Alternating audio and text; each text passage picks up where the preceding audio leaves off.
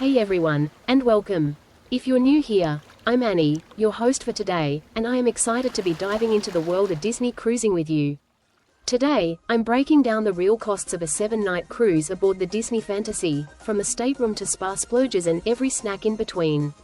Whether you're planning your first Disney cruise or just cruise curious, this video will give you a full pricing breakdown of a 7-night Eastern Caribbean itinerary in a Category 5B veranda stateroom.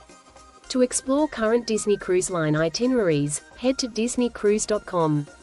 Use the filters to select your dates, destination, and ship. For this cruise, we selected the Disney Fantasy, sailing a 7-night Eastern Caribbean route from Port Canaveral. We stayed in a Category 5B, that's a deluxe ocean view stateroom with veranda. This room includes a private balcony, split bathroom layout, queen bed, sofa, and ample storage.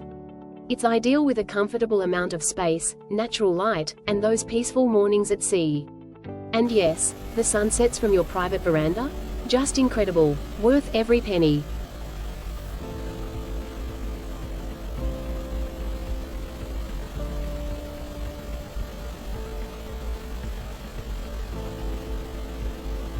Here's a quick look at our 7-day itinerary. Day 1, depart Port Canaveral. Day 2, at sea. Day 3, at sea. Day 4, Tortola. Day 5, St. Thomas. Day 6, at sea. Day 7, Castaway Cay. This itinerary with a good mix of sea and port days gave us the perfect mix of adventure and relaxation. On our sea days, we explored the ship in full, and the Disney Fantasy is packed with adult-friendly experiences. The Quiet Cove Pool, nightclubs and lounges, Senses Spa, Palo and Remy, not to mention the number of daily activities from baby races to new released movies to all kinds of trivia, games, and more. There's truly more to do on board than you'd expect, even if you're not traveling with kids. Really quick, I wanted to take you through the stops on our cruise. Our first port was Tortola, where we explored the island's scenic beaches through an excursion booked through Disney. I won't get too much into this here, but essentially Disney has a pre-selected group of vendors, tours that you can choose and experience with for your port days. While this is a personal choice, electing to do our excursions through one of their recommendations gave us peace of mind for getting back to the ship on time, not to mention the added vetting.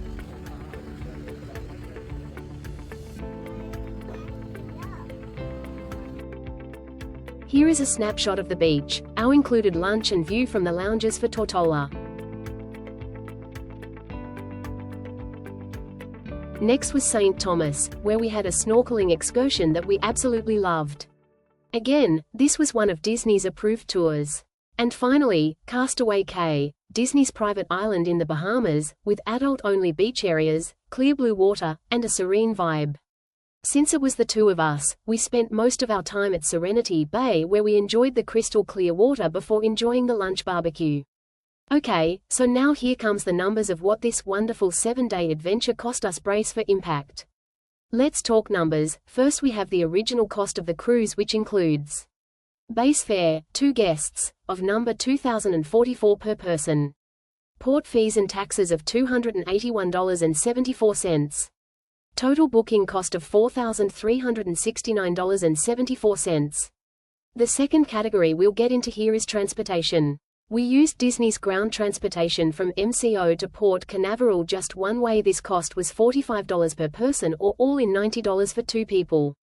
Next up we have auto gratuities, which, small note on this, Disney automatically adds gratuities for dining and stateroom crew for the cruise.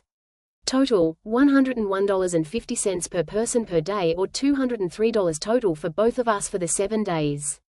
You can see how much each crew member receives from that here too.